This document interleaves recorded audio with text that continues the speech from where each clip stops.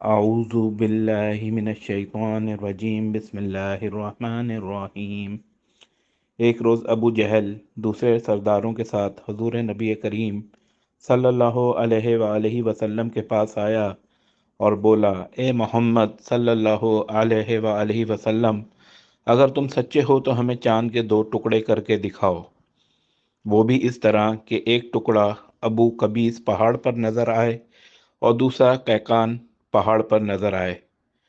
مطلب یہ تھا کہ دونوں ٹکڑے کافی فاصلے پر ہوں تاکہ اس کے 2 ٹکڑے ہونے میں کوئی شک نہ رہ جائے۔ دوستوں، کہتے ہیں کہ اس روز مہینے کی 14ویں تاریخ تھی، چاند پورا تھا۔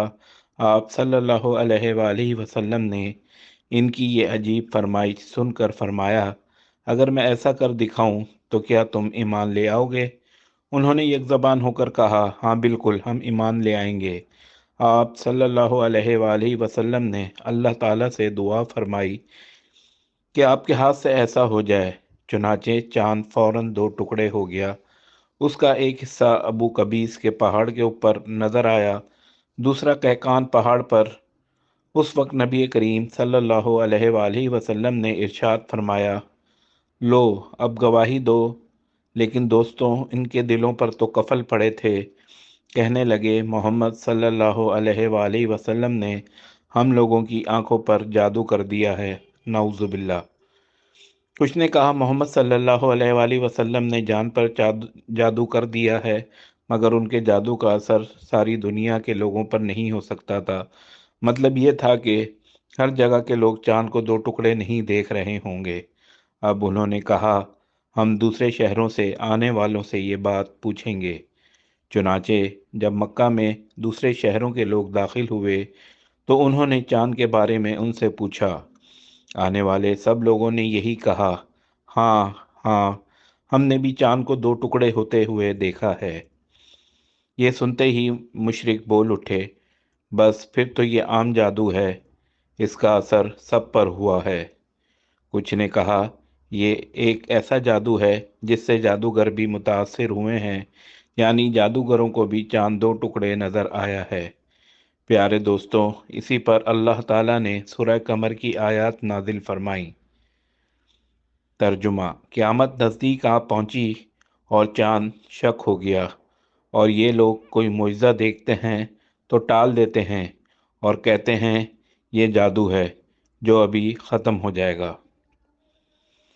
دوستوں، یاد رہے کہ مختلف قوموں کی تاریخ سے یہ بات ثابت ہوتی ہے کہ چاند کا 2 ٹکڑے ہونا صرف مکہ میں نظر نہیں آیا تھا، بلکہ دوسرے ملکوں میں بھی اس کا مشاہدہ کیا گیا تھا۔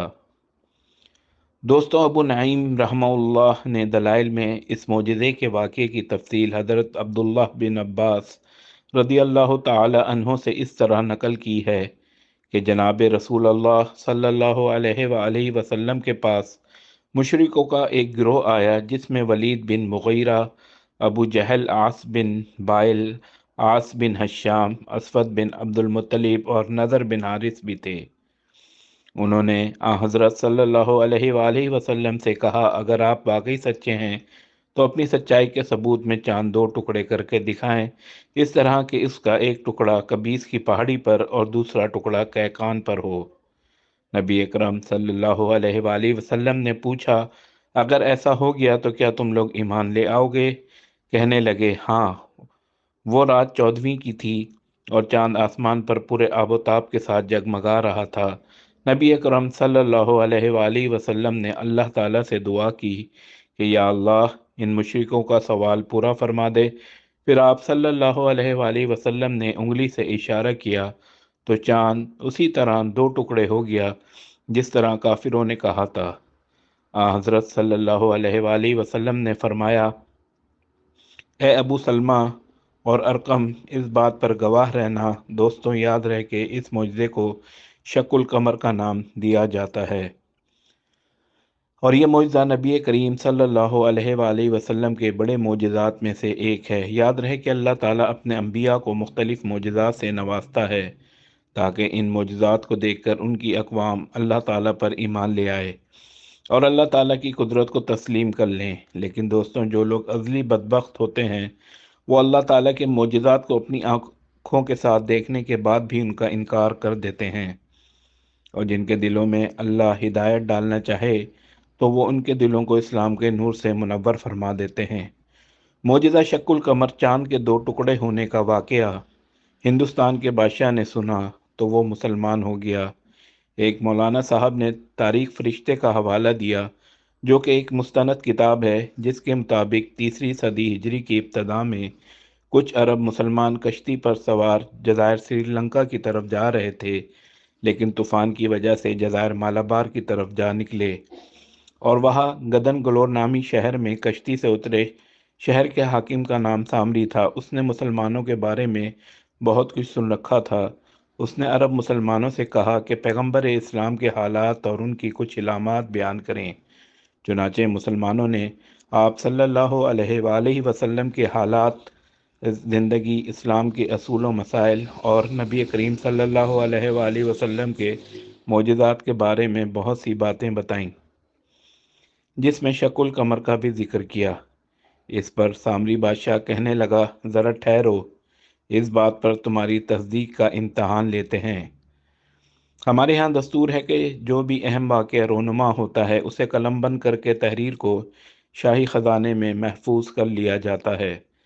अगर तुम्हारे कहने के मुताबिक हज़रत मोहम्मद सल्लल्लाहु अलैहि वसल्लम की सदाकत के लिए चाँद दो टुकड़े हुआ था, तो उसे यहाँ के लोगों ने भी देखा होगा, और इतना मुहय्यरुल अक़ूल वाक़या ज़रूर कलमबंद करके शाही ख़जाने में महफूज कर लिया होगा।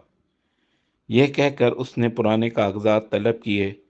जब उस साल का रजिस्टर खोला गया तो इसमें यह दर्ज था कि आज रात चाँद दो टुकड़े होकर फिर जुड़ गया।